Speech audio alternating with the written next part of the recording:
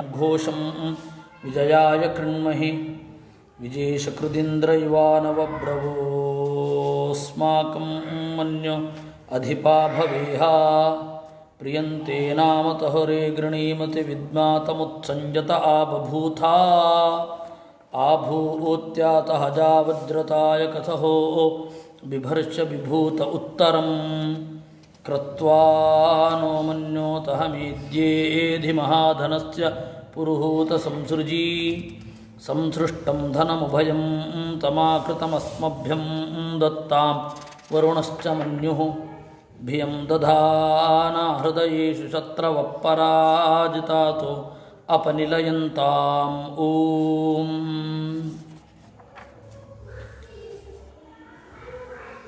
यं प्रव्रजन्तमनुपेतमपेतकृत्यं द्वैपायनो विरहकातर आजुहाव पुत्रा इति तन्मयतया तरवोऽपि नेदुः तं सर्वभूतहृदयं मुनिमानतोऽस्मि यस्यानुभावमृतिसारमेकमध्यात्मदीपम् अतितितीर्षतां तमोन्धं संसारिणां करुणयाः पुराणगुह्यं तं व्याससूनुमुपयामि गुरुं मुनीनां नारायणं नमस्कृत्य नरं चैव नरोत्तमं देवीं सरस्वतीं व्यासं ततो जयमुदीरये ग्रन्थमुदीरये विजानतामवित्तस्य मध्वस्य जगती गुरोः पूर्वाचार्यमहिष्ठानाम् इयं ಪ್ರಣತಿಮಾಲಿಕಾ.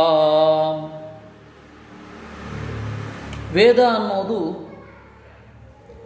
ಯಾರಿಗೆ ಪೂರ್ಣ ಫಲವನ್ನು ನೀಡುತ್ತೆ, ಯಾರಿಗೆ ಅಲ್ಪ ಫಲವನ್ನು ನೀಡುತ್ತೆ, ಯಾರ ಪ್ರಕಾರ ಅದು ನಿಷ್ಫಲ. ಇದನ್ನು ಮಧ್ವರು ಸಂವಾದ ಶ್ರುತಿಯಲ್ಲಿ ಬಹಳ ಚೆನ್ನಾಗಿ ಹೇಳಿದರು. ದೇವತೆಗಳಿಗೆ ಪೂರ್ಣ ಫಲ, ಯಾಕೆಂದರೆ ವೇದೋಕ್ತವಾದ ಉಪಾಸನೆಗಳ ಫಲವನ್ನು ಪಡೆಯಲಿಕ್ಕೆ ಪೂರ್ತಿ ಅಧಿಕಾರ ಇರೋದು ದೇವತೆಗಳಿಗೆ. ಇನ್ನು ಮನುಷ್ಯರಿಗೆ ಅರ್ಧಮರ್ಧ, ಪೂರ್ತಿ ಫಲ ಇಲ್ಲ, ಆದರೆ ಫಲ ಇಲ್ಲದೇ ಇಲ್ಲ. ಇದು ಮನುಷ್ಯರಿಗೆ ಮಧ್ಯಮ ಫಲ ಅಂತ ಹೇಳ್ತಾರೆ. ಇನ್ನು ದೈತ್ಯರಿಗೆ ನಿಷ್ಫಲ, ಯಾಕೆಂದರೆ ವೇದದಲ್ಲಿ ಹೇಳಿದ ಯಾವುದೇ ತರಹದ ಫಲವೂ ಅವರಿಗೆ ಸಿಗೋಲ್ಲ. ಯಾಕೆಂದರೆ ವೇದಕ್ಕೆ ವಿರುದ್ಧವಾಗಿಯೇ ಅವರ ಬ್ರಾಟಪ್ ಇರುತ್ತೆ. Their nature is anti Veda by itself. ಸಹಜವಾಗಿ ಆ ವೇದಕ್ಕೆ ವಿರುದ್ಧವಾಗಿ ಅವರು ನಡೀತಾರೆ, ಯಾವುದೇ ವೇದಕ್ಕೆ. ಅದರಿಂದಾಗಿ ದೈತ್ಯರಿಗೆ ಇದು ಪೂರ್ಣ ನಿಷ್ಫಲ ಅಂತ. ಅದನ್ನು ನಿನ್ನೆ ನಾವು ನೋಡಿದ್ದೆವು. ಯಾಕೆ ನಿನ್ನೆ ನೋಡಿದ್ದರೂ ಕೂಡ ಇವತ್ತು ಮತ್ತೆ ಪುನರಾವೃತ್ತಿ ಕ್ರಮದಿಂದ ಅದನ್ನು ಹೇಳ್ತಾ ಇದ್ದೇನೆ. ನಿಷೇಧ ವಿದ್ಯುತ್ಕ್ರಮಣಾತ್ ತಮಸ್ಯೇವ ವಿನಿಕ್ಷಿಪೇತ್. ವೇದ ಹೇಳಿದ ವಿಧಿಯನ್ನು, ಸಾಮಾನ್ಯವಾದ ವಿಧಿಯನ್ನೂ ಅವರು ಮಾಡುವಲ್ಲ. ನಿಷೇಧ ಅದನ್ನು ಉತ್ಕಟವಾಗಿ ಮಾಡ್ತಾರೆ, ನಿಷಿದ್ಧವಾದದ್ದನ್ನು. ಅಲ್ಲ, ಮನುಷ್ಯರು ಮಾಡಲ್ವಾ? ಅಲ್ಲ, ಮನುಷ್ಯರು ಮಾಡ್ತಾರೆ, ಅದು ಅಶಕ್ತಿಯಿಂದ. ಹಾಗಾದರೆ ದೈತ್ಯರು ಕೂಡ ಲೋಕದಲ್ಲಿ ಇದ್ದಾಗ ಲೋಕದಂತೆ ನಡೀತಾರೆ. ಅವರು ಕೂಡ ಇದೇ ಮಾತನ್ನು ಹೇಳ್ತಾರೆ, ಮಾ ಹಿಂಸ್ಯಾತ್ ಸರ್ವಭೂತಾನಿ, ಯಾರನ್ನೂ ಕೂಡ ಹಿಂಸೆ ಮಾಡಬೇಡಿ ಅಂತ ಅವರು ಹೇಳ್ತಾರೆ. ಅತ್ಯಂತ ತಾಮಸರು ಯಾರಿದ್ದಾರೆ ಅವರನ್ನು ಹೋಗಿ ಕೇಳಿ ಹಿಂಸೆ ಮಾಡೋದು ಸರಿನಾ ಅಂದರೆ ಇಲ್ಲ ಅಂತಾರೆ. ಇನ್ನು ಅವರನ್ನು ಹೋಗಿ ಕೇಳಿದ್ರೆ ಬೇರೆಯವರು ದುಡ್ಡನ್ನು ಹೊಡಿಬಹುದಾ ಅಂದರೆ ಹೊಡಿಬಾರದು ಅಂತಾರೆ. ಕೆಲವೊಬ್ಬರು ಹಾಗಿರ್ಲಿಕ್ಕೂ ಸಾಕು. ಜರಾಸಂಧ ಎಂಥ ಪ್ರೆಸ್ಟೀಜ್ ಅವನು. ಜರಾಸಂಧನಂತಹ ಒಬ್ಬ prestigious man or prestigious king ಅಂತನ್ನೋದು ಹಿಸ್ಟ್ರಿಯಲ್ಲೇ ಇರಲಿಲ್ಲ. ಎಂಥ ಪ್ರೆಸ್ಟೀಜಿಯಸ್ ಅಂದರೆ ಅವನು ಬೇರೆಯವ್ರ ಹತ್ರ ಏನನ್ನೂ ಕೇಳ್ತಾ ಇರಲಿಲ್ಲ. ಬೇರೆಯವ್ರ ಹತ್ರ ಏನನ್ನೂ ಕೇಳ್ತಾ ಇರಲಿಲ್ಲ. ಬಹಳ ಸ್ವಾಭಿಮಾನಿ. ಅವನು ಹೆಣ್ಣು ಮಕ್ಕಳ ಮೇಲೆ ಕೈ ಮಾಡ್ತಾ ಇರಲಿಲ್ಲ. ನರಕಾಸುರ ಹೋಗಿ ಇಟ್ಕೊಂಡಿದ್ದ, ಗಂಡು ಮಕ್ಕಳನ್ನ ಇವನು ಎತ್ಕೊಂಡು ಹೋಗಿ ಇಟ್ಬಿಟ್ಟಿದ್ದ. ಪುತ್ರೋತ್ಪತ್ತಿ ಯಾರಿಗಾಗಬೇಕು? ಬಿಹಾರದಲ್ಲಿ ಗಂಡು ಮಕ್ಕಳು, ಅಸ್ಸಾಮದಲ್ಲಿ ಹೆಣ್ಣು ಮಕ್ಕಳು. ಇದ್ರ ಎಲ್ಲಿಂದ ಪುತ್ರೋತ್ಪತ್ತಿ ಆಗಬೇಕು? ಒಳ್ಳೆ ಸಂತತಿ ಬರದ ಹಾಗೆ ಅವತ್ತಿನ ಕಾಲದ ಹಿಟ್ಲರ್ ಮುಸೋಲಿನಿ ಥರ ಕಂಗೊಳಿಸ್ತಾ ಇದ್ರು ಇಬ್ಬರು, ನರಕಾಸುರ ಮತ್ತು ಜರಾಸಂಧ. ಹೀಗಾಗಿ ಅವರು ಕೂಡ ನಿಷ್ಠೆಯನ್ನು, ಸತ್ಯದ ಬಗ್ಗೆ, ನೀತಿಯ ಬಗ್ಗೆ ನಿಷ್ಠೆಯನ್ನು ಅವರು ಕೂಡ ತೋರಿಸ್ತಾ ಇರುತ್ತಿದ್ದರು. ಹಾಗಂತ ಹೇಳಿ ಅವರು ಉದ್ಧಾರ ಆಗೋದಿಲ್ಲ. ವೇದದ ಮಾತುಗಳನ್ನು ಅವರು ಪಾಲನೆ ಮಾಡ್ತಾ ಇದ್ದರು ಅಂತಲ್ಲ. ವೇದದ ಮಾತುಗಳು ಯಾವುದಕ್ಕಾಗಿ ಹೊರಟಿದೆಯೋ ಅಂತಹ ದೇವರನ್ನು ದ್ವೇಷ ಮಾಡ್ತಾ ಇದ್ದರು. ನೀವು ಸುಳ್ಳು ಹೇಳಬಾರ್ದು, ಯಾಕೆ ಅಂದರೆ ದೇವರನ್ನು ತಲುಪಲಿಕ್ಕಾಗಲ್ಲ ಅಂತ. ನೀವು ಬೇರೆಯವರನ್ನು ದರೋಡೆ ಮಾಡಬಾರ್ದು, ಯಾಕೆ ಅಂತ ಹೇಳಿದರೆ ದೇವರನ್ನು ತಲುಪಲಿಕ್ಕಾಗಲ್ಲ. ಇದು ಅದರ ಅರ್ಥ.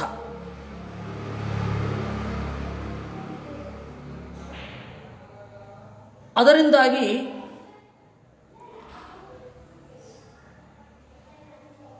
ಯಾವತ್ತೂ ಕೂಡ ನಿಷೇಧಕ್ಕೆ, ವೇದದ ಹೇಳಿದ ನಿಷೇಧಕ್ಕೆ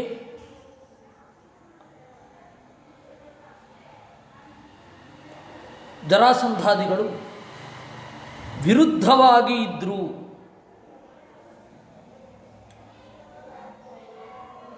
ವೇದ ನೀತಿಯನ್ನು ಹೇಳೋದು ನೀತಿಗಾಗಿ ಅಲ್ಲ. ವೇದ ನೀತಿಯನ್ನು ಹೇಳೋದು ದೇವರನ್ನು ತಲುಪಲಿಕ್ಕಾಗಿ. ಬೇರೆಯವರ ಹೆಂಡಿರ ಮೇಲೆ ಕೆಟ್ಟ ಕಣ್ಣನ್ನು ಹಾಕಬೇಡ ಯಾಕೆ ಹೇಳಬೇಕು? ವೇದ ಅದು ಸಾಮಾಜಿಕ ಒಪ್ಪಂದ ಅಲ್ಲ, ಸೋಷಿಯಲ್ ಅಗ್ರಿಮೆಂಟ್ ಅಲ್ಲ, ಅಥವಾ ಯೂನಿವರ್ಸಲ್ ಅಗ್ರಿಮೆಂಟ್ ಅಲ್ಲ. ನೋಡಪ್ಪ, ನಾನು ಕ್ಷೇಮ ನೀನು ಕ್ಷೇಮ ಆಗಿರಬೇಕಾದ್ರೆ ನೀನು ನನ್ನ ಹಣ ಎತ್ತಾಕ್ಬೇಡ, ನಾನು ನಿನ್ನ ಹಣ ಎತ್ತಾಕ್ತೇನೆ ಅಂತಲ್ಲ. ವೇದ ಹೇಳ್ತಾ ಇರೋದು ದೇವರಿಗಾಗಿ. ನಾಸ್ತಿಕರು ಯಾವುದಕ್ಕಾಗಿ ಹೇಳಬೇಕು?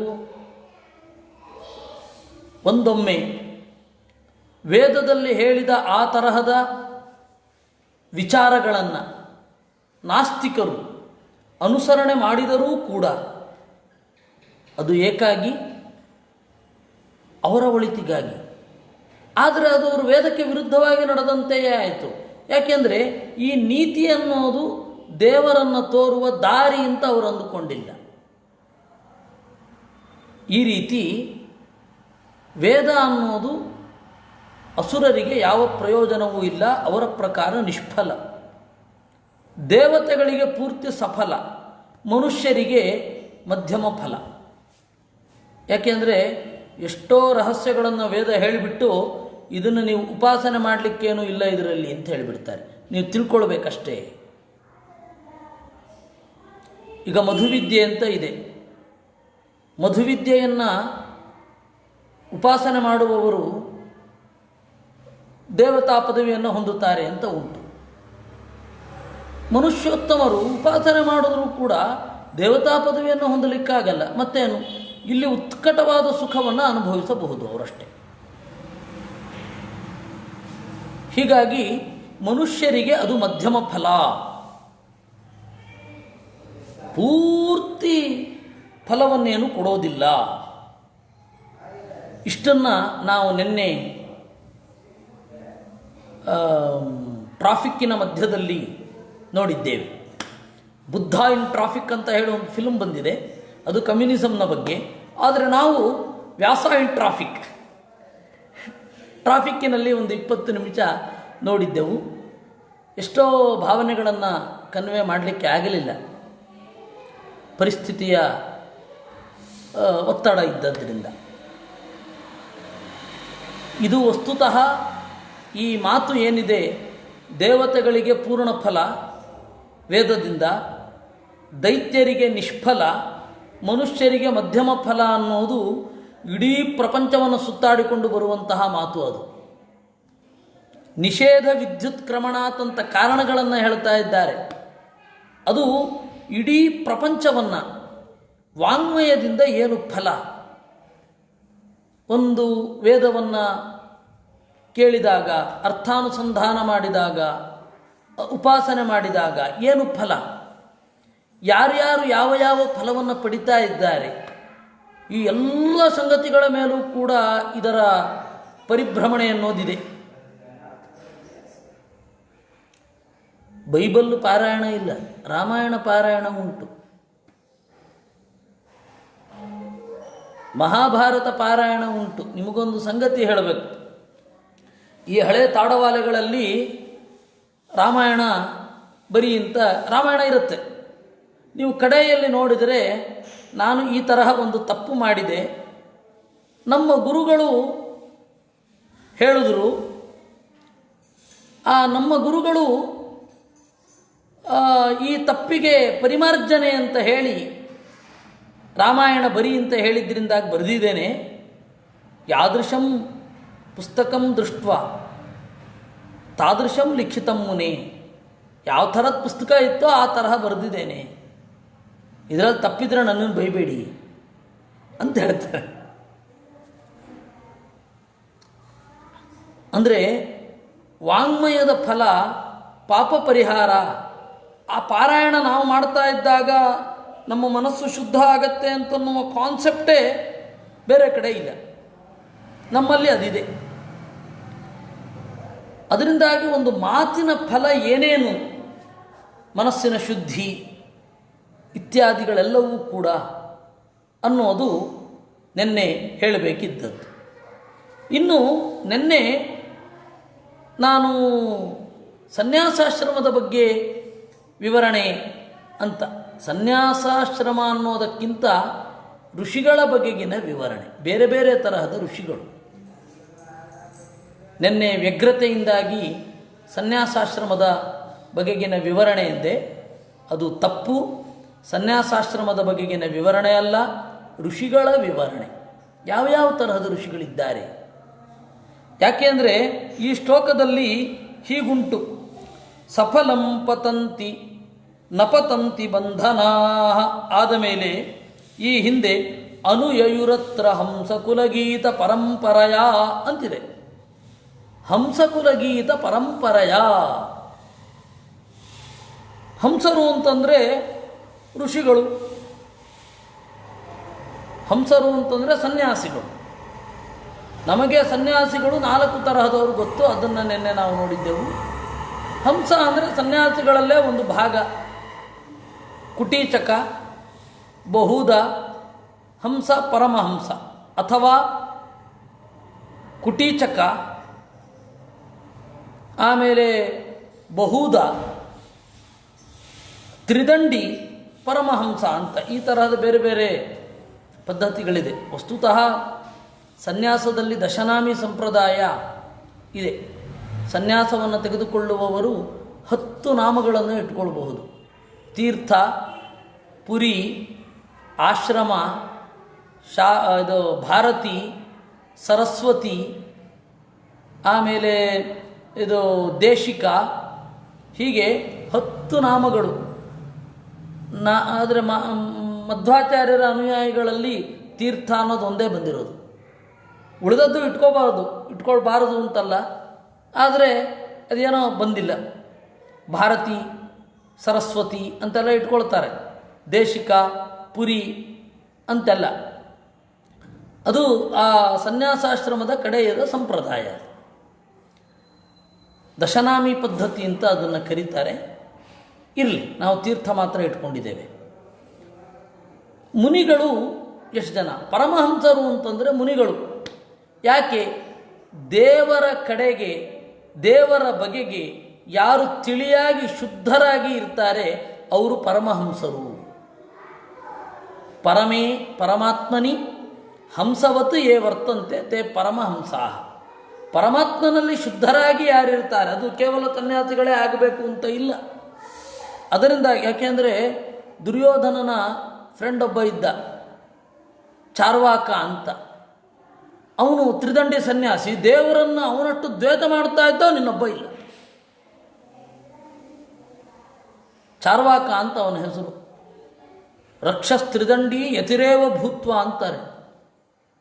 ತ್ರಿದಂಡಿ ಸನ್ಯಾಸಿ ಅವನು. ಯತಿರೇವ ಭೂತ್ವ,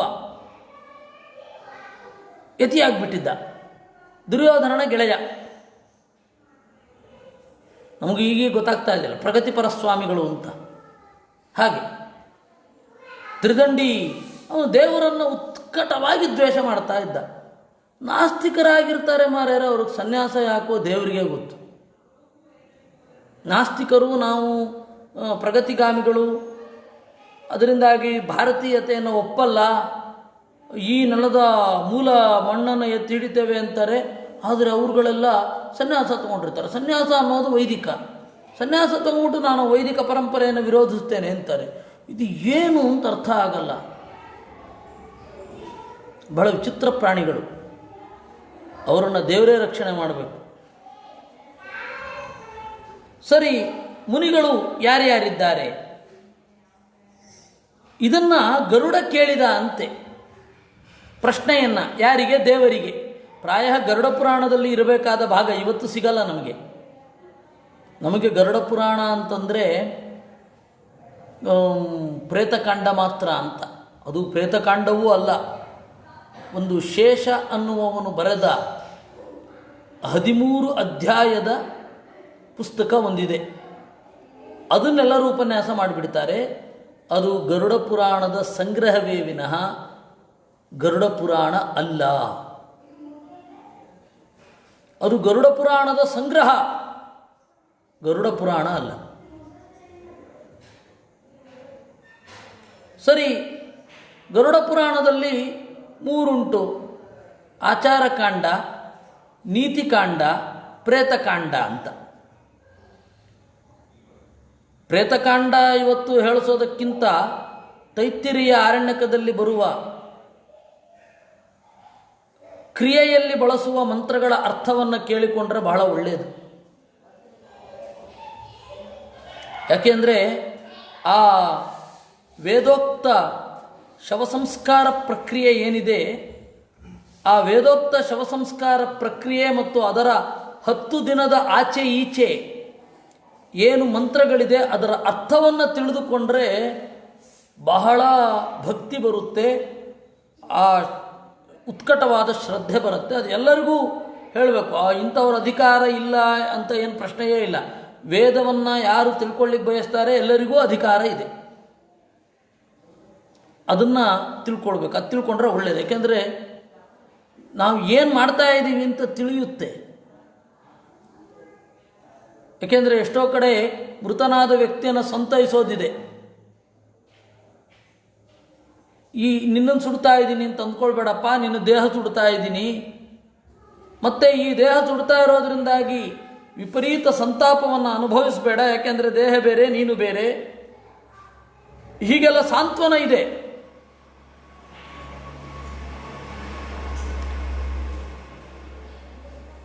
ಯಾಕೆಂದರೆ ಸುಡಿಸಿಕೊಂಡ ವ್ಯಕ್ತಿ, ಮೃತನಾದ ವ್ಯಕ್ತಿ ಈ ತರಹ ಎಲ್ಲ ಚಿಂತನೆ ಮಾಡಿಬಿಟ್ರೆ ಗತಿಯೇನು? ಅದಕ್ಕೆ ನಾವು ಅವನಿಗೆ ಸಂತೈಸೋದು, ಸುಡ್ತಾ ಇರೋದು ನಿನ್ನ ದೇಹವನ್ನೇ ವಿನಃ ನಿನ್ನನ್ನಲ್ಲ. ಆಮೇಲೆ ನಿನಗೆ ಬಾಯಾರಿಕೆ ಇಲ್ಲ, ನೀರು ಹೀಗಿದೆ ಅಂತ ಅಂದುಕೋ, ನಿನ್ನ ಕರ್ಮವನ್ನು ನೀರಾಗಿ ಸ್ವೀಕರಿಸು, ಅಥವಾ ನಮ್ಮ ಕರ್ಮವನ್ನು ನೀರಾಗಿ ಸ್ವೀಕರಿಸು ಅಂತೆಲ್ಲ ಉಂಟು. ಅದರಿಂದಾಗಿ ಅದು ಉತ್ಕಟವಾದ ಆ ಭಾವನೆ ಮೂಡಿ ಬರುತ್ತೆ. ತೈತ್ತಿರೀಯ ಆರಣ್ಯಕದ ಆ ಮಂತ್ರಗಳನ್ನೇ ನೇರವಾಗಿ ಅಧ್ಯಯನ ಮಾಡೋದು ಅಥವಾ ಅದನ್ನು ಕೇಳೋದು ಬಹಳ ಒಳ್ಳೆಯದು. ಈ ಗರುಡ ಪುರಾಣ ಕೇಳೋದಕ್ಕಿಂತ ಅದು ಒಳ್ಳೆಯದು. ಇನ್ನು ಗರುಡ ದೇವರೊಡನೆ ನಡೆಸಿದ ಸಂವಾದ ಏನಿದೆ ನಾರಾಯಣನೊಡನೆ, ಅದೇ ಗರುಡ ಪುರಾಣ ಆಗಿರೋದು. ಆ ಗರುಡ ಪ್ರಶ್ನೆ ಕೇಳ್ತಾನೆ, ಏನಂತ? ಕೇ ಹಂಸಾಹ ಕಪ್ಪರೋ ಹಂಸಃ ಕೇಚ ಪಾರಾವತಾಗಣಾ ಕೇಚ ತಿತ್ತಿರಯಸ್ತತ್ರ ಕೇಶುಕ ಕೇಚ ವಾಯಸಾಹ. ಸ್ವಾಮಿ, ಹಂಸರು ಯಾರು? ಪರಮಹಂಸರು ಯಾರು? ಕೇಚ ಪಾರಾವತಾಗಣಾ, ಯಾರು ಪಾರಿವಾಳಗಳು? ಮನುಷ್ಯರಲ್ಲಿ ನಿನ್ನ ಭಕ್ತರಲ್ಲಿ ಪಾರಿವಾಳಗಳು ಯಾರು ಅಂತ. ಇನ್ನು ಕೇಚ ತಿತ್ತಿರಯಸ್ತತ್ರ, ತಿತ್ತಿರಿ ಅಂತ ಒಂದು ಪಕ್ಷಿ, ಕನ್ನಡದಲ್ಲಿ ಅದನ್ನು ಪಿಕಳಾರ ಅಂತ ಕರೀತಾರೆ. ಪುಟ್ಟ ಪಕ್ಷಿ. ತಿತ್ತಿರಿಗಳು ಅಂತಂದರೆ ಯಾರು, ಆ ಋಷಿಗಳ ಬಗ್ಗೆ ಏನು. ಇನ್ನು ಇದು ಕೇಶುಕಾಹ ಕೇಶವಾಯಸಾಹ, ಗಿಳಿಗಳು ಯಾರು, ಕಾಗೆಗಳು ಯಾರು. ನಿನ್ನ ಭಕ್ತರನ್ನು ಬಿಟ್ಟು ಜ್ಞಾನದಲ್ಲಿ ಸಾಗುವ ವ್ಯಕ್ತಿಗಳ ವಿಭಾಗ ಹೇಗೆ, ನಮಗದನ್ನು ಹೇಳಬೇಕು. ಆಗ ಅವನು ಹೇಳ್ತಾನಂತೆ, ನಾರಾಯಣ ವಾಚ, ಏನು ಹೇಳಿದ, ಪರೋಹಂಸೋಹಮೇವೈಕಃ, ಜಗತ್ತಿನಲ್ಲಿ ಪರಮಹಂಸ ಅಂದರೆ ನಾನೊಬ್ಬನೇ. ಯಾಕೆಂದರೆ ಅತ್ಯಂತ ಶುದ್ಧ, ಒಂದು ಚೂರು ಕೊಳೆ ಯಾವತ್ತೂ ಅಂಟದವ. ಹೀಗಾಗಿ ಪರಮಹಂಸ ನಾನೊಬ್ಬನೇ. ಪರೋಹಂಸೋಹಮೇವೈಕಃ ಅಂದ ದೇವರು. ಆಮೇಲೆ ಹಂಸ ಬ್ರಹ್ಮಾಣ ಏವತು, ಎಲ್ಲ ಬ್ರಹ್ಮರು ಅವರೆಲ್ಲರೂ ಕೂಡ ಹಂಸರು. ಯಾಕೆಂದರೆ ಶುದ್ಧವಾಗಿರ್ತಾರೆ, ಪರಮತ್ವ ಇಲ್ಲ, ಹಂಸರು. ಇನ್ನು ಪಾರಿವಾಳಗಳ ತರಹ ಯಾರು ಅಂದರೆ ಪಾರಾವತ ದೇವತಾಸ್ತು, ದೇವತೆಗಳು ಪಾರಿವಾಳದ ತರಹ, ಅವರನ್ನು ಪಾರಾವತರು ಅಂತ ಕರೀತಾರೆ. ದೇವರಿಂದ ರಕ್ಷಣೆಯನ್ನು ಪಡೆಯುವವರು. ಪಾರಾವತ ಅಂತಂದರೆ ಪಾರಿವಾಳ ಅಂತ ಸಂಸ್ಕೃತದಲ್ಲಿ ಅರ್ಥ. ದೇವತೆಗಳನ್ನು ಪಾರಾವತ ಅಂತ ಕರೀತಾರೆ. ಯಾಕೆ ಅಂದರೆ ಒಂದು ಸ್ವಲ್ಪ ಕಶ್ಮಲಕ್ಕೆ ಅವರು ಒಳಗಾಗ್ತಾರೆ, ಆದ್ದರಿಂದಾಗಿ. ಆಮೇಲೆ ದೇವರಿಂದ ರಕ್ಷಿಸಲ್ಪಡ್ತಾರೆ, ಆದ್ದರಿಂದಾಗಿ ಪಾರಾವತರು. ಮುನಯಃ ತಿತ್ತಿರಸ್ಮೃತಾ, ಮುನಿಗಳನ್ನು ತಿತ್ತಿರಿ ಅಂತ ಕರೀತಾರೆ. ಮುಂದೆ ಒಂದು ಕಥೆ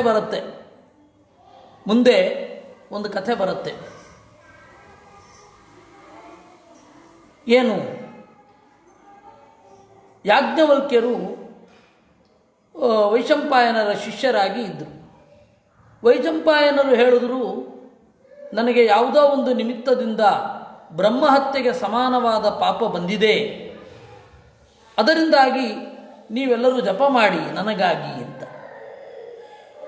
ಆಗ ಯಾಜ್ಞವಲ್ಕ್ಯರು ಹೇಳಿದ್ರು, ಇವರೆಲ್ಲ ಯಾಕೆ, ನಾನೊಬ್ಬ ಸಾಕು, ನಾನು ಜಪ ಮಾಡೋದ್ರಿಂದ ನಿಮ್ಮ ಬ್ರಹ್ಮಹತ್ಯೆ ಪರಿಹಾರ ಆಗುತ್ತೆ ಅಂತ. ಆಗ ವೈಶಂಪಾಯನರಿಗೆ ಸಿಟ್ಟು ಬಂತು. ಎಲ್ಲ ಇಷ್ಟು ಜನ ಬ್ರಾಹ್ಮಣರನ್ನು ಅವಮಾನ ಮಾಡಿದೆ ಅಲ್ವಾ, ಅವರೇನು ಪ್ರಯೋಜನ ಇಲ್ಲ, ನಾನೊಬ್ಬ ಪಾರಾಯಣ ಮಾಡಿದ್ರೆ ಸಾಕು, ನಾನೊಬ್ಬ ತಪಸ್ಸು ಮಾಡಿದ್ರೆ ಸಾಕು, ಅವರೆಲ್ಲರ ಪಾಪ ಪರಿಹಾರ ಆಗತ್ತೆ, ಅವರೆಲ್ಲರೂ ಮಾಡೋದು ಒಂದೇ, ನಾನೊಬ್ಬ ಮಾಡೋದು ಒಂದೇ ಅಂತ ಹೇಳಿದಾಗಾಯ್ತಲ್ಲ. ಅದರಿಂದಾಗಿ ನಾನು ಕೊಟ್ಟ ವಿದ್ಯೆಯನ್ನು ತ್ಯಾಗ ಮಾಡುವಂದರು. ಆಯಿತು ಅಂತ ಹೇಳಿ ಅವರು ವಾಂತಿ ಮಾಡಿಬಿಟ್ರು. ಕಥೆ ಬರೋದು ಭಾಗವತದಲ್ಲಿ 12ನೇ ಸ್ಕಂದದಲ್ಲಿ ಬರುವಂತಹ ಕಥೆ ಅದು. ವಾಂತಿ ಮಾಡಿಬಿಟ್ರು ಎಲ್ಲ. ಆವಾಗ ತಿತ್ತಿರಿ ಪಕ್ಷಿಗಳ ರೂಪ ತಾಳಿ ಮುನಿಗಳೆಲ್ಲ ಅದನ್ನು ಮತ್ತೆ ಆ ವೇದವನ್ನು ನುಂಗಿದ್ರು. ಜಗತ್ತಿನಲ್ಲಿ ಅದನ್ನು ತೈತ್ತಿರೀಯ ಸಂಹಿತೆ ಅಂತ ಕರೀತಾರೆ. ನಾವೆಲ್ಲ ತೈತ್ತಿರೀಯ ಸಂಹಿತೆಯನ್ನು ಅಧ್ಯಯನ ಮಾಡುವವರು. ಇದು ಏನಿದು ತೈತ್ತಿರೀಯ ಅಂದರೆ? ವೇದವನ್ನು ಹೊರಗಡೆ ಹಾಕಿದ್ದು ಅಂತ ಹೇಳಿದರೆ, ನಾನು ಇನ್ನು ಮೇಲೆ ಈ ವೇದವನ್ನು ಉಪಯೋಗಿಸುವುದಿಲ್ಲ ಅಂತನ್ನುವ ಸಂಕಲ್ಪವನ್ನು ಅವರು ವಾಂತಿ ಅಂತ ಹೇಳಿದ್ದೇ ವಿನಃ ಅಕ್ಷರಶಃ ವಾಂತಿ ಮಾಡಿಕೊಂಡ್ರು ಅಂತ ಅಲ್ಲ. ಸ್ಪಿರಿಟ್ ಅದು. ಮತ್ತು ತಿತ್ತಿರಿ ಋಷಿಗಳು ಇನ್ನು ಮೇಲೆ ನಾವು ಈ ವೇದವನ್ನು ಪ್ರಚಾರ ಮಾಡ್ತೇವೆ ಜಗತ್ತಿನಲ್ಲಿ ಅಂತ ಕಂಕಣಬದ್ಧರಾದರು ಅಂದರೆ ಇವರು. ಅದಕ್ಕೆ ತೈತ್ತಿರೀಯ, ತಿತ್ತಿರಿಗಳು ಹೇಳಿದ ವೇದ ತೈತ್ತಿರೀಯ ಅಂತಾಯಿತು. ಇದು ನಿಜವಾದ ಅರ್ಥ. ಇಲ್ಲಿ ನಮಗೆ ಗೊತ್ತಾಗತ್ತೆ. ಮುನಯಸ್ತಿತ್ತಿರಾ ಸ್ಮೃತಾ, ಮುನಿಗಳನ್ನು ತಿತ್ತಿರಿಗಳು ಅಂತ ಹೇಳಿ ಕರೆಯುತ್ತಾರೆ.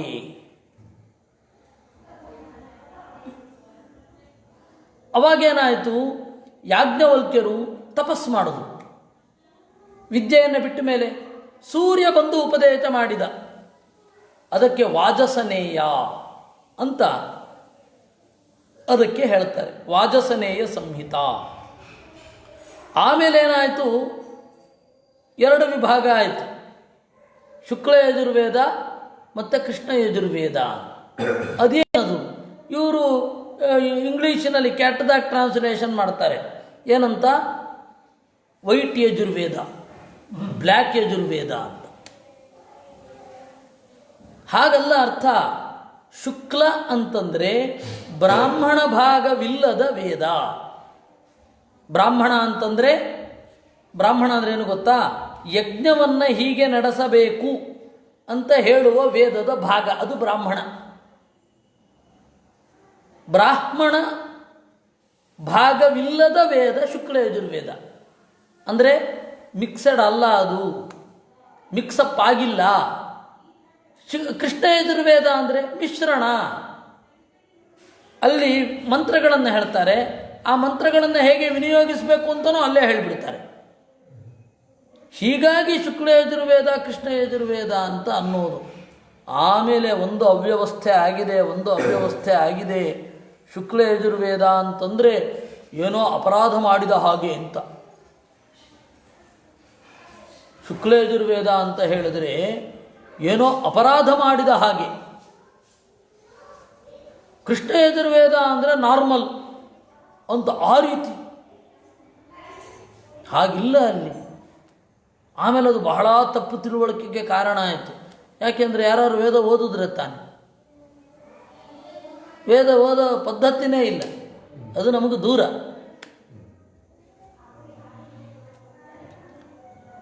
ಹಾಗಲ್ಲ ಅದು. ಶುಕ್ಲ ಯಜುರ್ವೇದ ಕೃಷ್ಣ ಯಜುರ್ವೇದ ತೈತ್ತಿರೀಯ ಅಂದರೆ ಹಾಗೆ, ವಿದ್ಯೆಯನ್ನು ನಾನು ಬಳಸೋದಿಲ್ಲ ಅಂತ. ಅಂದರೆ ಅದರ ಯಾವ ಫಲವನ್ನು, ಇವಾಗ ಸನ್ಯಾಸಿಗಳು ವೇದ ಬಿಡಬೇಕು ಅಂತಾರೆ. ವೇದ ಬಿಡೋದು ಅಂದರೆ ಏನು? ವೇದವನ್ನು ಉಚ್ಚಾರ ಮಾಡಬಾರದು ಅಂತ ಅರ್ಥ ಅಲ್ಲ, ಕಾಮ್ಯ ಕರ್ಮಕ್ಕಾಗಿ ಬಳಸುವುದಿಲ್ಲ ಅಂತ ಅರ್ಥ ಅಷ್ಟೇ. ಆ ಸ್ಪಿರಿಟನ್ನು ತೆಗೆದುಕೊಳ್ಬೇಕು. ಕೆಲವೊಂದು ಕಡೆ ಸ್ಪಿರಿಟ್ ತೆಗೆದುಕೊಳ್ಬೇಕು, ಕೆಲವೊಂದು ಕಡೆ ಪದಾರ್ಥವನ್ನು ತೆಗೆದುಕೊಳ್ಬೇಕು.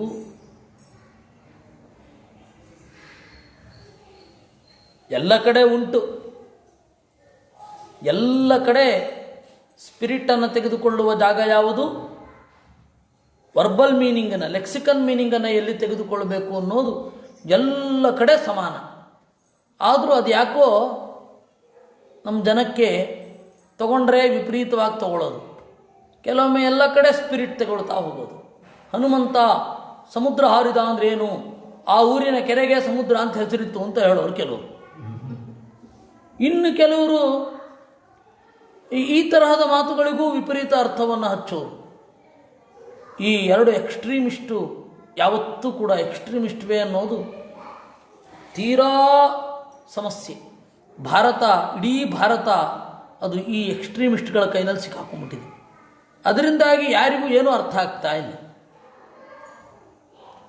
ಮುನಯಃ ತಿತ್ತಿರಾ ಸ್ಮೃತಾ ಮಾನುಷಾಸ್ತು ಶುಕಾ ಪ್ರೋಕ್ತಾ ಅಸುರಾಶ್ಚೈವ ವಾಯಸಾಹ.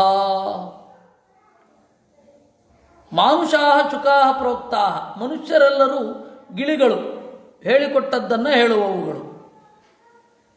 ಇದಕ್ಕೆ ಅರ್ಥವನ್ನು ಮುಂದೆ ದೇವರೇ ಹೇಳ್ತಾನೆ. ಯಾಕೆ ದೇವರನ್ನು ತಿಳಿದುಕೊಳ್ಳುವ ವಿಚಾರದಲ್ಲಿ ಸಕಲ ಪ್ರಾಣಿ ಅಂದರೆ ಜೀವಿ ವರ್ಗವನ್ನು ಯಾಕೆ ಹೀಗೆ ವಿಭಾಗ ಮಾಡಿದ್ದೇನೆ ಅಂತ ಅವನೇ ಹೇಳ್ತಾನೆ. ಅವನ ಬಾಯಲ್ಲೇ ಕೇಳಬೇಕು ನಾವು, ಅದನ್ನು ಸದ್ಯದಲ್ಲೇ ಕೇಳಲಿದ್ದೇವೆ. ಇನ್ನು ಅಸುರಾಶ್ಚೈವ ವಾಯಸಾಹ, ಅಸುರರು ಕಾಗೆಗಳು. ಯಾಕೆ ವಾಯಸಾಹ ಅಂತ? ವಾಯಸ ಅಂದರೆ ಅದರ ಒಂದು ಎಟಿಮೊಲಾಜಿಕಲ್ ಮೀನಿಂಗ್ ಇದೆ. ಇದು ವಾಯಸಾಹ ಅಂದರೆ ಹಕ್ಕಿ ಅಂತ ಪರಿಗಣಿಸಲ್ಪಡುತ್ತೆ ಅಷ್ಟೇ, ಪೂರಾ ಹಕ್ಕಿ ಅಲ್ಲ ಅದು ಅಂತ. ಕಾಗೆಗೆ ಸಂಸ್ಕೃತದ ಎಟಿಮಾಲಜಿಯ ಪ್ರಕಾರ ಹಕ್ಕಿ ಅಂತ ಪರಿಗಣಿಸಲ್ಪಡ್ತದೆ ಅಷ್ಟೇ, ಆದರೆ ಪೂರಾ ಹಕ್ಕಿ ಅಲ್ಲ ಅದು. ಅದಕ್ಕೆ ವಾಯಸಾಹ ಅಂತ. ಆದರೆ ಇಲ್ಲಿ ವಾಯಸಾಹ ಅನ್ನೋದಕ್ಕೆ ಬೇರೆ ಅರ್ಥ ಇದೆ. ಅದನ್ನು ಹೇಳ್ತೇನೆ. ದೇವರು ಹೇಳಿಕೊಂಡ ಮೊದಲು ನಾನು ಪರಮಹಂಸ. ಪರಮಹಂಸ ಅಂದರೆ ನಾನೊಬ್ಬನೇ. ಯಾಕೆ ಅಂತ? ಯಾಕೆ ಪ್ರಾಪ್ಯಂ ಪ್ರಾಪ್ತಂ ಯತೋ ನಿತ್ಯಂ ಪೂರ್ಣಂ ತರವೋತ್ತಮಂ ಮಯಾ ಅತಃ ಪರಮಹಂಸೋಯಂ ಮದನಂತರಮೇವತು. ನಾನು ಯಾವುದನ್ನೂ ಹೊಸದನ್ನು ಹೊಂದುವುದಿಲ್ಲ, ಯಾವುದನ್ನೂ ಹೊಂದಲಿಕ್ಕಿಲ್ಲ, ಹೊಂದಬೇಕಾಗಿಲ್ಲ, ಪೂರ್ಣ ಯಾವುದೇ ದೋಷ ಇಲ್ಲ. ಆದ್ದರಿಂದಾಗಿ ನನ್ನನ್ನು ನಾನು ಪರಮಹಂಸ ಎಂದು ಕರೆದುಕೊಂಡೆ. ಇದು ಪರಮಹಂಸ ಯಾಕೆ? ಇನ್ನು ಹಂಸ ಯಾಕೆ ಅಂತ, ಯತಪ್ರಾಪ್ತಂ ಇವಾಶೇಷಂ ಸರ್ವಜೀವೋತ್ತಮಂ ಶುಭಂ ಅತೋ ಬ್ರಹ್ಮಪದೇ ಯೋಗ್ಯಾ ಜೀವಾ ಹಂಸಾ ಪ್ರಕೀರ್ತಿತಾ. ಬ್ರಹ್ಮ ಪದವಿಗೆ ಯಾರು ಬರ್ತಾರೆ ಆ ಎಲ್ಲ ಜೀವರು ಕೂಡ ಹಂಸರು ಅಂತ ಪರಿಗಣಿಸಲ್ಪಡ್ತಾರೆ. ಯಾಕೆ ಅಂದರೆ ಈಗಾಗಲೇ ಅವರಿಗೆ ಮೋಕ್ಷ ಖಾತ್ರಿ. ಬ್ರಹ್ಮದೇವರಿಗೆ ಒಂದೇ ಒಂದು ದೋಷವನ್ನು ಅನುವ್ಯಾಖ್ಯಾನದಲ್ಲಿ ಮಧ್ವಾಚಾರ್ಯರು ಹೇಳ್ತಾರೆ, ಪರಮೋತ್ಸಾಹ ವರ್ಜಿತತ್ವಂ ಅಂತ. ಈಗಲೇ ಮೋಕ್ಷ ಬೇಕು ಅಂತ ಹೇಳಿ ಉತ್ಸಾಹ ಇರಲ್ಲಂತ ಅವರಿಗೆ. ದೇವರು ಕೊಟ್ಟಾಗ ತಗೋಣ ಬಿಡು, ಹೇಗೂ ಖಾತ್ರಿ. ಇವರ ಎಲ್ಲರೂ ಹೋಗಬೇಕು ಅಂದರೆ ಬ್ರಹ್ಮದೇವರ ಜೊತೆಗೇ ಹೋಗಬೇಕಲ್ವಾ, ಹೀಗಾಗಿ ಪರಮೋತ್ಸಾಹ ಇಲ್ಲ ಅವರಿಗೆ ಅಂತ ನೆಮ್ಮದಿಯಿಂದ ಜೀವನ ಕಳೀತಾ ಇರ್ತಾರೆ.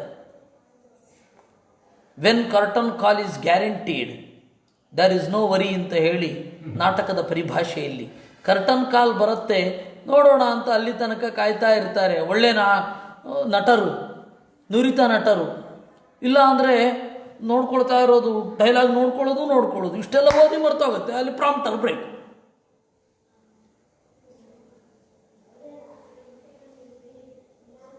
ಪ್ರಾಂಪ್ಟ್ ಮಾಡೋರು ಬೇಕು. ಯಾರು ಒಳ್ಳೆ ನಟ ಇರ್ತಾನೆ ಅವನು ಆರಾಮಾಗಿರ್ತಾನೆ. ಅಲ್ಲಿಗೆ ಹೋದ ಕೂಡಲೇ ಪಾತ್ರದೊಳಗಡೆ ಹೋಗೋದು ಹೇಗೆ ಅಂತ ಗೊತ್ತು. ಹಾಗೆ ಬ್ರಹ್ಮದೇವರು ಕರ್ಟನ್ ಕಾಲ್ ಈಸ್ ಗ್ಯಾರಂಟೀಡ್. ಅವರಿಗೆ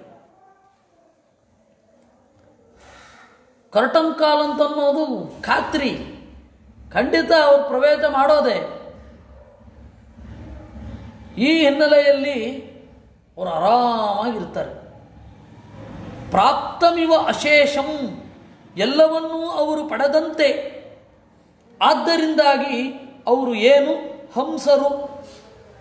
ತೇಷಾಂ ಪರಂಪರಾ ಪ್ರಾಪ್ತಂ ಯೈರ್ಜ್ಞಾನಂ ನಿಯಮೇನತು ತೇ ಮುಚ್ಚಂತೇನ ಚೈರ್ವಾನ್ಯೇ ಗುರುರ್ಬ್ರಹ್ಮ ಯತೋ ನೃಣಾಂ.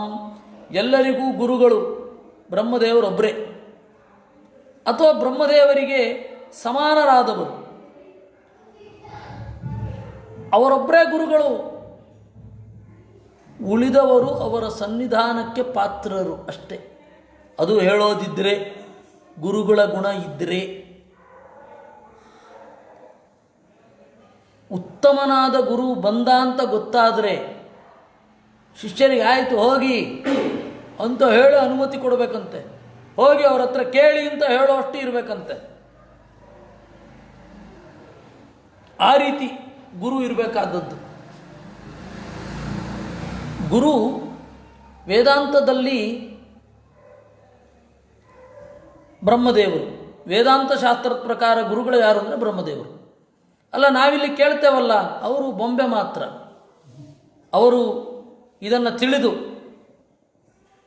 ಇಲ್ಲಿ ಇದ್ದದ್ದನ್ನು ನಾವು ಜನರಿಗೆ ಮುಟ್ಟಿಸ್ತೇವೆ ಅಂತಂದರೆ ಅವರಲ್ಲಿ ಬ್ರಹ್ಮದೇವರ ಸನ್ನಿಧಾನ ಇದೆ. ಅವ್ರ ಗುರುಗಳಿಗೆ ಗೊತ್ತಾಗಿರಲಿಲ್ಲ ಅಂತಂದರೆ ನಮ್ಮ ಒಳಗಡೆ ಕೂತು ಬ್ರಹ್ಮದೇವರು ಮಾತನಾಡ್ತಾರೆ ಅಂತ ಹೇಳಿ ಅವರು ಏನೇನೋ ಹೇಳ್ತಾರೆ ಜಗತ್ತಿಗೆ. ಅದರಿಂದಾಗಿ ಪರಮಗುರು ಅಂತ ಹೇಳಿದ್ರೆ ಬ್ರಹ್ಮದೇವರು. ದೇವತೆ ಅಂತಂದರೆ ನಾನು ಅಂತ ದೇವರು ಹೇಳ್ತಾನೆ. ದೇವರು ಹೇಳೋದಿದ್ದು ಈ ಮಾತು.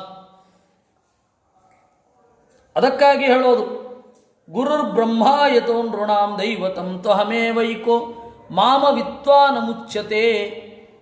ನನ್ನನ್ನು ಈ ಗುರುವಿನ ಮೂಲಕ ತಿಳಿಯದೆ ಯಾರೂ ಮುಕ್ತರಾಗೋದಿಲ್ಲ. ಬ್ರಹ್ಮದೇವರ ಮೂಲಕವೇ ನನ್ನನ್ನು ತಿಳಿಯತಕ್ಕದ್ದು, ಬೇರೆ ಅಲ್ಲ ಅಂದರು. ದೇವರು ಆ ರೀತಿ ಹೇಳಿದ. ಅದರಿಂದ ಈ ದೇವರನ್ನು ಸರಿಯಾಗಿ ಅರ್ಥ ಮಾಡಿಕೊಂಡ ವ್ಯಕ್ತಿ ಏನಿದ್ದಾನೆ ಅವನು ಬ್ರಹ್ಮದೇವರ ಪರಂಪರೆಯವನು ಅಂತ ಅರ್ಥ. ದೇವರನ್ನು ತಪ್ಪಾಗಿ ಅರ್ಥ ಮಾಡಿಕೊಂಡ ಪರಂಪರೆ ಅಂತ ಏನಾದ್ರಿದ್ರೆ ಅದು ಕಲಿಗೆ ಸಂಬಂಧಪಟ್ಟ ಪರಂಪರೆ. ಪರಂಪ್ರತಿಯತೋ ನೀಚಾ ಬ್ರಹ್ಮಣ ಸರ್ವದೇವತಾ ಪಾರಾವತಾಸ್ತತ ಪ್ರೋಕ್ತಾ ತೈಸ್ತೀರ್ಣ ಸಂಸೃತಿರ್ಯತಃ ತಿತ್ತಿರಾಮುನಯಸ್ತಸ್ಮಾತ್ ಕಾಸು ಖತ್ವಾತ್ತು ಮಾನುಷಾಃ ಪರಂಪ್ರತಿ ಅಚೋ ನೀಚಾಃ ಪರಮ ಗುರುವಾದ ಬ್ರಹ್ಮದೇವರ ಆದ ಮೇಲೆ ಬಂದವರು ಪರ ಅವತಾಹ ಪಾರಾವತಾಹ ಅಂತ ದೇವತೆಗಳಿಗೆ ಬ್ರಹ್ಮದೇವರ ನಂತರದ ಸ್ಥಾನದಲ್ಲಿ ಬರುವವರು ಅವರು ಯಾರು? ಪಾರಾವತರು. ಮೇಲ್ನೋಟಕ್ಕೆ ಪಕ್ಷಿಗಳ ಹೆಸರು ಮತ್ತು ಪಕ್ಷಿಗಳ ತಾರತಮ್ಯವೂ ಹಾಗೇ ಇದೆ. ಮೊದಲು ಪರಮಹಂಸ ಎಲ್ಲೋ ಒಂದು ಕಡೆ ಹಾರುತ್ತೆ, ಆಮೇಲೆ ಹಂಸ ನಂತರದ ಎತ್ತರದಲ್ಲಿ ಹಾರತಕ್ಕಂಥದ್ದು, ಅದಾದ ಮೇಲೆ ಪಾರಿವಾಳಗಳು, ಗಿಡುಗ ಹದ್ದುಗಳೆಲ್ಲ ಅಸುರರೇ ಇದ್ದಾರೆ. ಆಮೇಲೆ ಪಾರಾವತ ಆದಮೇಲೆ ಗಿಳಿಗಳು, ತಿತ್ತಿರಿಗಳಾದ ಮೇಲೆ ಗಿಳಿಗಳು, ಗಿಳಿಗಳಾದ ಮೇಲೆ ಶುಕರು, ಆಮೇಲೆ ವಾಯಸ್ಸರು. ಶುಕರು ಅಂದರೆ ಗಿಳಿಗಳು, ತಿತ್ತಿರಿ ಪಕ್ಷಿಗಳು, ಅದಾದ ಮೇಲೆ ಶುಕ ಗಿಳಿ, ಅದಾದ ಮೇಲೆ ವಾಯಸ ಅಂತ. ಅದಕ್ಕೆ ನಿರ್ವಚನ ಒಂದಿದೆ, ಅದನ್ನು ನಾವು ನೋಡ್ತಾ ಇರೋಣ. ಪಾರಾವತ ಅನ್ನೋದಕ್ಕೆ ನಮಗೆ ಗೊತ್ತಾಯಿತು. ಪರಮಹಂಸ ದೇವರು ಯಾಕೆ ಅಂದರೆ ಯಾವ ದೋಷವೂ ಇಲ್ಲ. ಹಂಸ ಅಂತಂದರೆ ಖಂಡಿತವಾಗಿಯೂ ಒಳ್ಳೆಯ ಪದವಿಯನ್ನು ಹೊಂದುತ್ತಾರೆ, ಅದರಿಂದಾಗಿ ಇವರು ಹಂಸರು. ಇನ್ನು ಮೂರನೇ ಲೆವೆಲಲ್ಲಿ ಬರುವವರು ದೇವತೆಗಳು, ಅವರು ಪಾರಾವತರು. ಯಾಕೆ ಅಂದರೆ ಬ್ರಹ್ಮದೇವರಾದ ಮೇಲೆ ಬರುವವರು. ಆಮೇಲೆ ಋಷಿಗಳು, ಅವರು ಪ್ರಜ್ಞೆಯಿಂದ ದೇವರ ಬಳಿ ಇದ್ದಾರೆ, ದೇಹದಿಂದ ಸಂಸಾರದೊಳಗಡೆ ಇದ್ದಾರೆ, ಆದ್ದರಿಂದಾಗಿ ಅವರು ತಿತ್ತಿರಿಗಳು ಅಂತ. ವೇದವನ್ನು ಕಾಣಬೇಕಾದವರು ಹೀಗೆ ತಾನೇ ಇರಬೇಕಾದದ್ದು. ಪ್ರಜ್ಞೆಯಿಂದ ಅಲ್ಲಿರ್ತಾರೆ, ದೇಹದಿಂದ ಇಲ್ಲಿರ್ತಾರೆ. ಹೀಗಾಗಿ ಋಷಿಗಳ ಜೀವನದಲ್ಲಿಯೂ ಕೂಡ ಬಹಳ ವಿಚಿತ್ರವಾದ ಒಂದು ಘಟನೆಗಳು ನಡೆಯುತ್ತೆ. ದೀರ್ಘತಮಸ್ಸು ಇರಲಿಲ್ವೇ? ದೀರ್ಘತಮಸ್ಸಿನ ಹೆಂಡತಿ ಪ್ರದ್ವೇಷಿ ಅಂತ. ಅವಳು ಗಂಡನನ್ನು ಎಷ್ಟು ದ್ವೇಷ ಮಾಡ್ತಾ ಇದ್ಲು ಅಂದರೆ ಪ್ರದ್ವೇಷಿ ಅಂತಲೇ ಅವಳ ಹೆಸರು, ಉತ್ಕಟವಾಗಿ ದ್ವೇಷ ಮಾಡುವವಳು ಅಂತ. ಇವನು ಋಷಿ ಆಗೋದ? ದೀರ್ಘತಮಸ್ಸಂತ ಅವನು ಕಣ್ಣೇ ಕಾಣ್ತಾ ಇರಲಿಲ್ಲ, ಹುಟ್ಟು ಕುರುಡ. ಅವನು ಅನೇಕ ವೇದಮಂತ್ರಗಳನ್ನು ಕಂಡಿದ್ದಾನೆ, ಕಂಡಿದ್ದವ್ರಿಗೂ ಕಾಣೋದಿಲ್ಲ ಅವನು ಕಂಡ ದೃಶ್ಯಗಳು. ಅದರಿಂದಾಗಿ ಋಷಿಗಳ ಜೀವನ ಸ್ಮೂತ್ ಗೋಯಿಂಗ್ ಅಂತ ಯಾರೂ ಅಂದ್ಕೊಳ್ಳೇಬೇಡಿ. ಜೀವನದ ಕಷ್ಟಗಳಲ್ಲಿ ಸಿಲುಕಿ ನವೆದು ನೊಂದು ಬೆಂಡಾಗಿ ಬೆಂದು ಯಾವುದೋ ಒಂದು ಹದವನ್ನು ಕಂಡುಕೊಂಡಿರುತ್ತೆ. ಅವರು ಅದರೆಲ್ಲದರ ಜೊತೆಗೆ ಭಗವತ್ ಪ್ರಜ್ಞೆಯನ್ನು ಇಟ್ಟುಕೊಂಡೇ ಇರ್ತಾರೆ ಅಷ್ಟೇ. ಯಾವ ಋಷಿಗಳ ಬಾಳು ಹಾಗಲ್ಲ, ಬೇಕಾಷ್ಟು ಜನ ಋಷಿಗಳಿದ್ದಾರೆ ಹಾಗೆ. ಅದರಿಂದಾಗಿ ಅವರು ತಲೆಯಿಂದ ದೇವರ ಹತ್ತಿರ ಇದ್ದಾರೆ, ದೇಹದಿಂದ ಮನುಷ್ಯರ ನಡುವೆ ಇರ್ತಾರೆ. ಅವರು ತಿತ್ತಿರಿಗಳು ಅಂತ. ಯತಸ್ಥೀರ್ಣ, ಸಂಸಾರವನ್ನು ಈಗ ದಾಟಿದ್ದಾರೆ, ಆದರೆ ಲಿಂಗದೇಹ ಭಂಗ ಆಗೋದೊಂದು ಬಾಕಿ ಇರುತ್ತೆ. ಕಾಸು ಖತ್ವಾತ್ತು ಮಾನುಷಾಃ ಶುಕ ಇತಿ ಸಮುದ್ದಿಷ್ಟಾಃ. ಇನ್ನು ಮನುಷ್ಯರನ್ನು ಶುಕರು ಅಂತ ಯಾಕೆ ಕರೀತಾರೆ ಅಂದರೆ, ಕ ಅಂತಂದರೆ ಸುಖ ಅಲ್ಲ, ಶ ಅಂತಂದರೆ ಸುಖ, ಕ ಅಂತಂದರೆ ಕಡಿಮೆ, ಕಡಿಮೆ ಸುಖ ಮನುಷ್ಯರಿಗೆ. ಸುಖವಾಗಿ ಎಲ್ಲಿ ಇರಲಿಕ್ಕಾಗತ್ತೆ? ಅದು ಮನಸ್ಸು ನೆಮ್ಮದಿಯಿಂದ ಇದ್ದರೆ ಸುಖವಾಗಿರಲಿಕ್ಕಾಗತ್ತೆ. ಮನಸ್ಸು ನೆಮ್ಮದಿ ಇಲ್ಲ, ಉಗ್ರವಾಗಿರ್ತಾರೆ ಅಂತಂದರೆ ಅದು ಎಲ್ಲೋ ತಿರುಗ್ತಾ ಇರ್ತಾರೆ, ಅದು ಬೇಕು ಇದು ಬೇಕು, ಅಲ್ಲಿಗೆ ಹೋಗ್ಬೇಕು ಇಲ್ಲಿಗೆ ಹೋಗಬೇಕು, ಹಂಗೆ ಮಾಡಬೇಕು ಹೀಗೆ ಮಾಡಬೇಕು ಅಂತ. ಸುಖ ಇರೋದಿಲ್ಲ. ಆದರೆ ನಿಮಗೆ ಆ ತರಹ ಸುಖ ಇಲ್ಲದೇ ಇರಬೇಕು ನಿಮ್ಮ ಮನಸ್ಸಿಗೆ, ಅದು ನಿಮ್ಮ ಪ್ರಗತಿಯ ಸಂಕೇತ ಅಂತ ಕಮ್ಯುನಿಸ್ಟರು ಉಪದೇಶ ಮಾಡ್ತಾರೆ. ಅದಕ್ಕೆ ನಿರಂತರವಾಗಿ ಕೆಲಸ ಮಾಡಿ ನೀವು ಸರ್ಕಾರಕ್ಕಾಗಿ. ಇನ್ನು ಅವ್ರದ್ದೇ ಇನ್ನೊಂದು ಪರ್ಸನಾಲಿಟಿ ಡೆವಲಪ್ಮೆಂಟ್ ಕೋರ್ಸಲ್ಲಿ ನೀವು ಬಿ ವಿತ್ ಡಿಸ್ಕಂಟೆಂಟ್ಮೆಂಟ್. ನೀವು ಯಾವತ್ತೂ ಕೂಡ ತೃಪ್ತಿಯನ್ನು ಅನುಭವಿಸಬೇಡಿ. ಆ ತೃಪ್ತಿಯೇ ಸುಖ. ವಸ್ತುತಃ ತೃಪ್ತಿಯನ್ನು ಅನುಭವಿಸಬೇಡಿ, ಬಿಟ್ಟುಬಿಡಿ. ಎಲ್ಲವನ್ನೂ ತೊರೆದು ಬಿಡಿ. ತೃಪ್ತಿ, ಮಾನಸಿಕವಾದ ಸುಖ, ಕವಿತ್ವ, ಅದೆಲ್ಲ ಫ್ಯೂಡಲ್, ಅದನ್ನೆಲ್ಲ ಬಿಟ್ಟುಬಿಡಿ. ನಿರಂತರವಾಗಿ ಜಗತ್ತಿನ ಜೊತೆಗೆ ಓಡ್ತಾ ಇರಿ. Be at race. ಅನುಭವ ಅಂತೆ, ಕವಿತ್ವದ ಸುಖ ಅಂತೆ, ಭಾವನೆ ಅಂತೆ, ಏನಿವೆಲ್ಲ ಅಂತೂ ಅವರಂತಾರೆ. ಹೀಗಾಗಿ ಇಂತಹವರ ಮಾತುಗಳಿಗೆಲ್ಲ ಸಿಲುಕಿ ನೆಮ್ಮದಿಯಿಂದ ಕೂತು ಏನನ್ನೂ ಮಾಡಲಾಗದೆ ಅತ್ಯಂತ ಕಡಿಮೆ ಸುಖ ಇರೋದು ಮನುಷ್ಯರಿಗೆ. ಮುಕ್ತಿಯನ್ನು ಹೊಂದಿದರೆ ಯಾರೋ ಒಬ್ಬ ಮನುಷ್ಯೋತ್ತಮ, ದೇವತೆಗಳಿಗೆ ಹೋಲಿಸಿದ್ರೆ ಆ ಸುಖ ಇರೋದೇ ಇಲ್ಲ. ಹೀಗಾಗಿ ಸುಖ ನಮ್ಮ ಒಂದು ಲೆವೆಲ್ಲೇ ಇಷ್ಟು. ಹೀಗಾಗಿ ಅವರನ್ನು ಶುಕ, ಗಿಳಿಗಳು, ಆ ಅರ್ಥದಲ್ಲಿ ಶುಕರು. ಇನ್ನು ವಯೋಮಾತ್ರ ಸುಖಿತ್ವತಃ ವಯಸಃ ಅಂತೇತು ದುಃಖಿತ್ವಾತ್ ಅಸುರಾ ವಾಯಸಾ ಸ್ಮೃತಾ ಇತಿ ಪಂಚವಿಧಾ ಜ್ಯೇಷ್ಠಾ ಷಷ್ಠೋಹಂ ಪರಮೇಶ್ವರ. ದೈತ್ಯರನ್ನು ವಾಯಸರು ಅಂತ ಕರೀತಾರೆ, ಅಧಮರನ್ನು. ಯಾಕೆ ಅಂದರೆ ವಯಸ್ಸಿನಲ್ಲಿ ಮಾತ್ರ ಸುಖ ಪಡ್ತಾರೆ ಅವರು, ವಯಸ್ಸಿನ ಕೊನೆಯಲ್ಲಿ ಅಲ್ಲ. ವಯಸ್ಸಿನಲ್ಲಿ ಮಾತ್ರ ಸುಖ ಪಡೋದು ಅಂತಂದ್ರೇನು? ತಾರುಣ್ಯ, ಉತ್ಕಟವಾದ ತಾರುಣ್ಯ, ಏನು ಬೇಕಾದರೂ ಮಾಡ್ತೇನೆ ಅಂತನ್ನುವ ಒಂದು ತಾಕತ್ತು, ಏನು ಬೇಕಾದರೂ ಮಾಡ್ತೇನೆ ಅಂತನ್ನುವ ಒಂದು ಮಿತಿಮೀರಿದ ಉತ್ಸಾಹ, ಓವರ್ ಎಂಥೂಸಿಯಾಸಮ್ ಅಂತಾರಲ್ಲ, ಮಿತಿಮೀರಿದ ಉತ್ಸಾಹ. ಎಲ್ಲವನ್ನು ಮಾಡ್ತೇನೆ ನಾನು ಅಂತ, ಎಲ್ಲವನ್ನು ದಕ್ಕಿಸಿಕೊಳ್ತೇನೆ ನಾನು ಅಂತ, ನನ್ನ ಸುಖಕ್ಕೆ ಅಡ್ಡ ಬರುವ ಅಥವಾ ಪ್ರತಿಬಂಧವಾಗುವ ಯಾವುದನ್ನು ನಾನು ಲೆಕ್ಕಿಸೋದಿಲ್ಲ ಅಂತ ವಯಸ್ಸಿನಲ್ಲಿ ಸುಖ ಪಡ್ತಾರವರು. ಅದು ಕಾಮದ ಸುಖ. ಆಮೇಲೆ ವಯಸ್ಸು ಮುಗಿದ ಮೇಲೆ ದುಃಖಿಗಳಾಗಿ ಹೋಗ್ತಾರೆ. ಇವರೆಲ್ಲ, ಈ ಹಿಂದೆ ಹೇಳಿದವರೆಲ್ಲ ಎಲ್ಲ ವಯಸ್ಸುಗಳಲ್ಲಿಯೂ ಸುಖ ಪಡುವವರು ಇವರು. ಆದರೆ ಆಸುರ ಸ್ವಭಾವದ ಬೆನ್ನು ಹಿಡಿದವರು ಏನು ಮಾಡ್ತಾರೆ? ಆಸುರ ಸ್ವಭಾವದ ಬೆನ್ನು ಹಿಡಿದವರು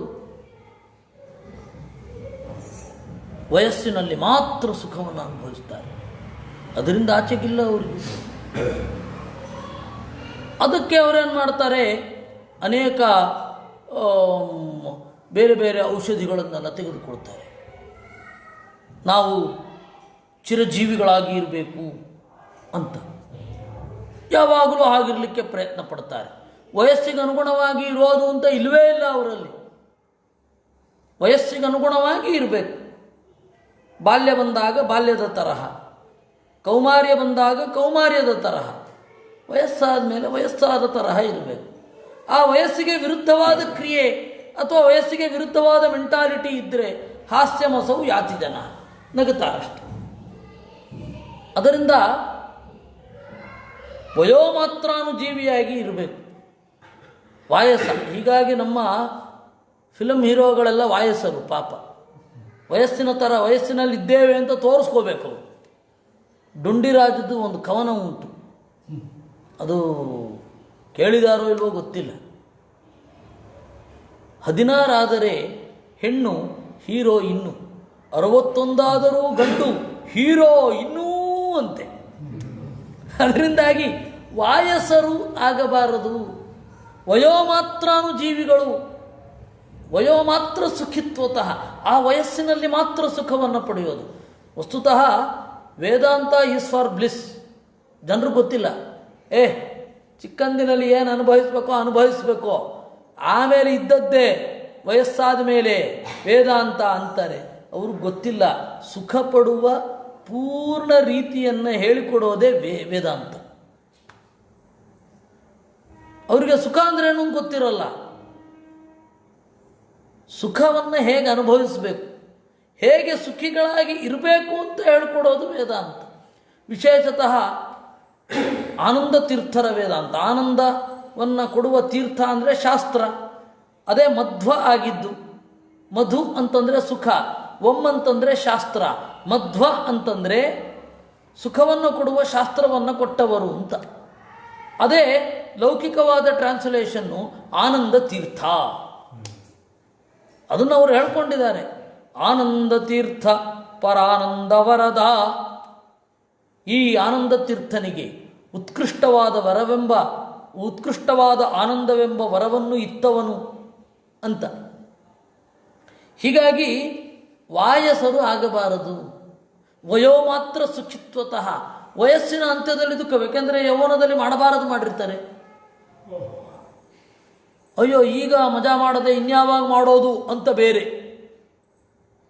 ಹೀಗೆಲ್ಲ ಮಾಡಿ ಅವರು ವಾಯಸರಾಗಿರ್ತಾರೆ. ಏವಂ ಪಂಚವಿಧಾ ಜೀವಾ. ಹೀಗೆ 5 ತರಹದ ಜೀವರು. 6ನೇವನು ನಾನು ಅಂತ ದೇವರು ಹೇಳ್ಕೊತಾನೆ. ತಥಾಚ ದೇವರು ಪರಮಹಂಸ, ಅವನು 6ನೇವನು. ಇನ್ನು 5 ತರಹದ ಜೀವರಿದ್ದಾರೆ. ಬ್ರಹ್ಮರು, ಪಾರಾವತರು, ಶುಕರು, ಆಮೇಲೆ ತಿತ್ತಿರಿಗಳು, ಆಮೇಲೆ ವಾಯಸರು.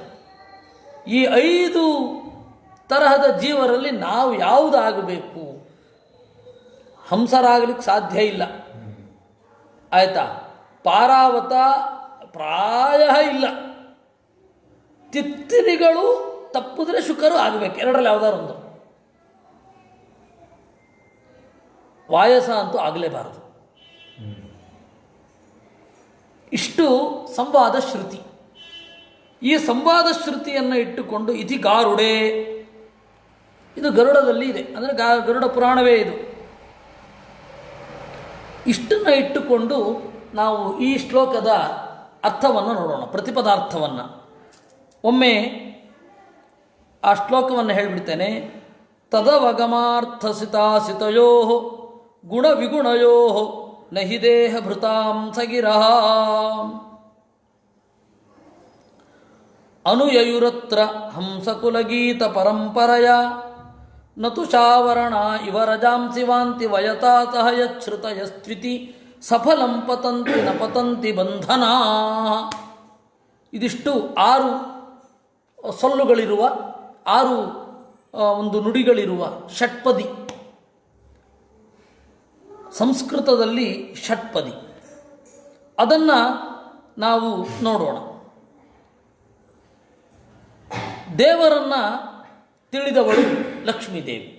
ತದವಗಮಾರ್ಥಸಿತಾ ಅಂದರು. ದೇವರನ್ನು ಬೇರೆ ಯಾರ ನೆರವೂ ಇಲ್ಲದೆ ತಿಳಿಯುವವಳು ಲಕ್ಷ್ಮೀದೇವಿ.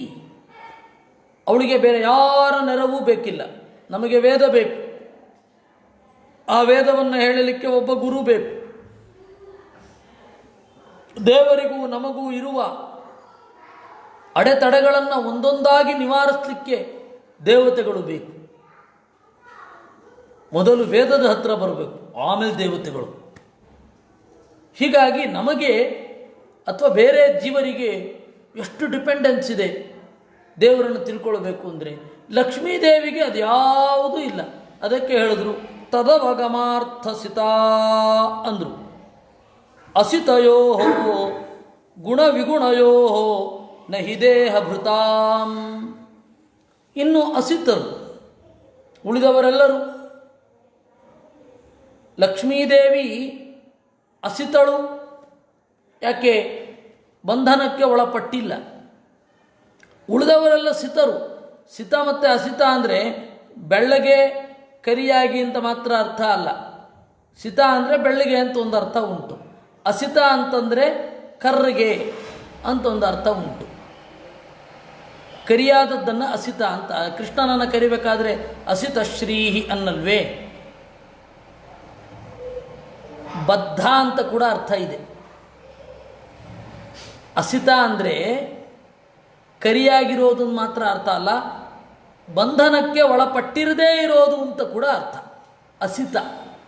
ಸಿತ ಅಂದರೆ ಬಂಧನಕ್ಕೆ ಒಳಪಟ್ಟಿರುವವ.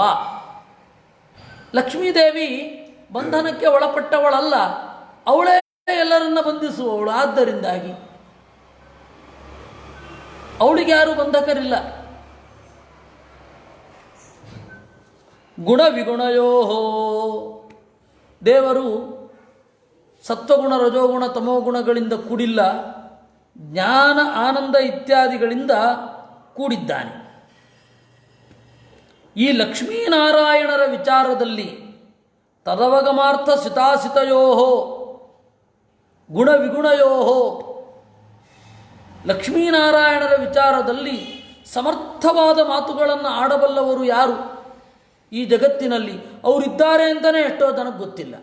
ಲಕ್ಷ್ಮೀನಾರಾಯಣರು ಅಂತಂದರೆ ಯಾವುದೋ ಒಬ್ಬರು ದಂಪತಿಗಳು ಅಂತಲೇ ಅಂದುಕೊಂಡವರು ಜಾಸ್ತಿ.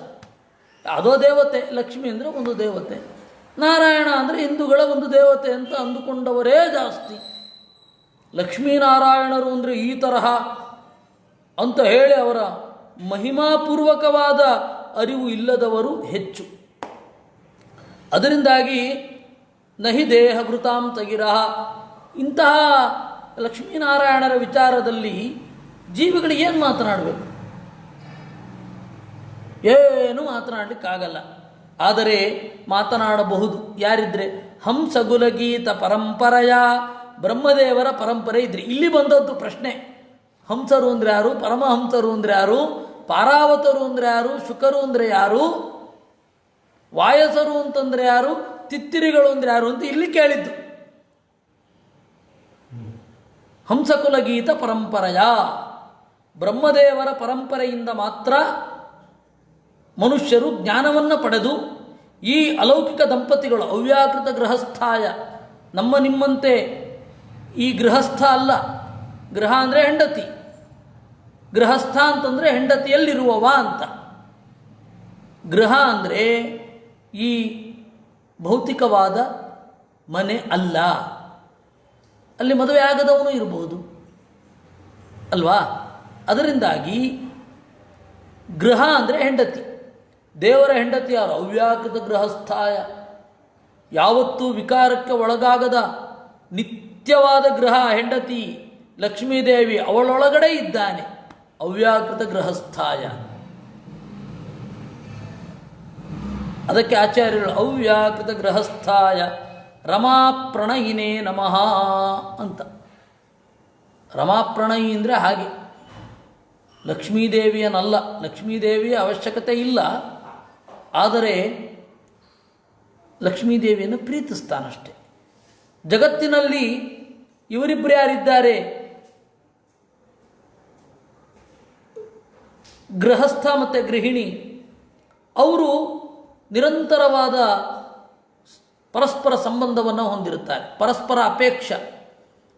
ಗೃಹಿಣಿಯನ್ನು ಅಪೇಕ್ಷಿಸಿಕೊಂಡು ಗೃಹಸ್ಥ ಇರ್ತಾನೆ, ಗೃಹಸ್ಥನನ್ನು ಅಪೇಕ್ಷಿಸಿಕೊಂಡು ಗೃಹಿಣಿ ಇರ್ತಾಳೆ. ಆದರೆ ಇಲ್ಲಿ ದೇವರಿಗೆ ಬೇಕೇ ಆಗಿಲ್ಲ, ಸುಖಕ್ಕೂ ಬೇಕಿಲ್ಲ, ಯಾವುದಕ್ಕೂ ಬೇಡ.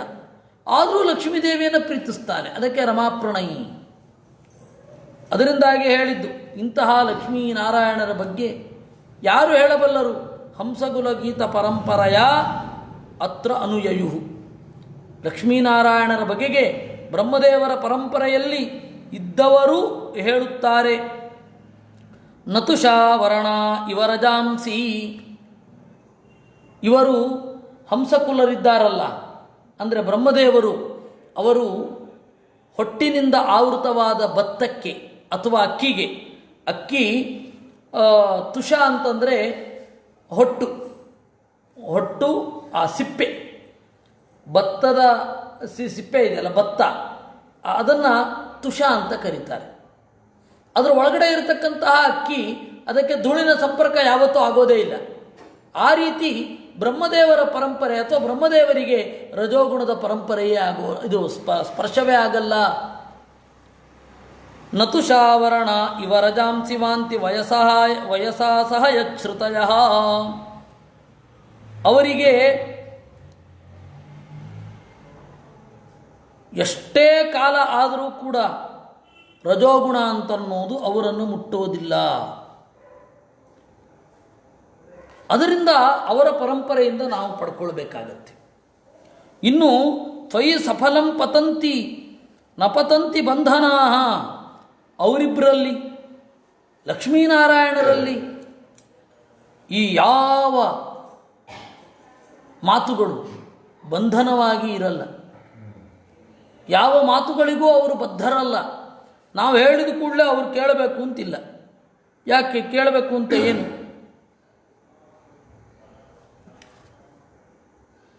ಇನ್ನು ಈ ವೇದ ಅಂತನ್ನುವ ಮಾತು ಬಂಧನ. ಯಾಕೆ ಅಂದರೆ ಒಬ್ಬ ಪುರುಷ, ಆ ಪುರುಷನನ್ನು ಕರ್ತವ್ಯದಿಂದ ಬಂಧಿಸಿದೆ ವೇದ ಅನ್ನುವ ಮಾತು. ಈ ಪುರುಷ ಈ ಕರ್ತವ್ಯವನ್ನು ಮಾಡಬೇಕು, ಇದು ವೇದ.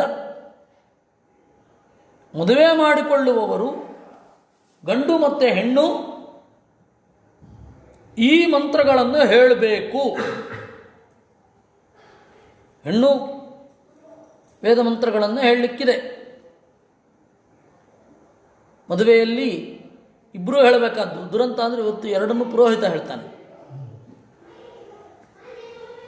ಅಲ್ಲಿ ಗಂಡು ಹೇಳಬೇಕಾದ ಮಂತ್ರ, ಹೆಣ್ಣು ಹೇಳಬೇಕಾದ ಮಂತ್ರಗಳು ಉಂಟು. ಅಂದರೆ ಇವ್ರಿಗೆಲ್ಲರಿಗೂ ವಿಧಿ ನಿಷೇಧ ರೂಪ. ವಿಧಿ ಇದೆ, ನಿಷೇಧ ಇದೆ. ಈ ತರಹ ಮಾಡಬೇಕು, ಈ ತರಹ ಮಾಡಬಾರ್ದು. ಅಂದರೆ ವೇದ ಮಂತ್ರ ಅನ್ನೋದು ಪುರುಷರನ್ನು ಕರ್ತವ್ಯದೊಂದಿಗೆ ಕಟ್ಟಿದ ಹಗ್ಗ.